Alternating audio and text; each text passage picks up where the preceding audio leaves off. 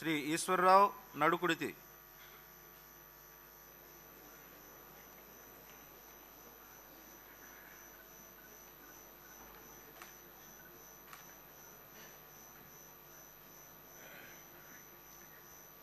నడుకుదిటి ఈశ్వరరావు అనే నేను శాసనసభా సభ్యునిగా ఎన్నికైనందున శాసనం ద్వారా నిర్మితమైన భారత రాజ్యాంగం పట్ల నిజమైన విశ్వాసం, విధేయత చూపుతానని, భారతదేశ సార్వభౌమత్వ అధికారాన్ని, సమగ్రతను కాపాడుతానని, నేను స్వీకరించబోయే కర్తవ్యాన్ని శ్రద్ధాశక్తులతో నిర్వహిస్తానని దైవ సాక్షిగా ప్రమాణం చేస్తున్నాను.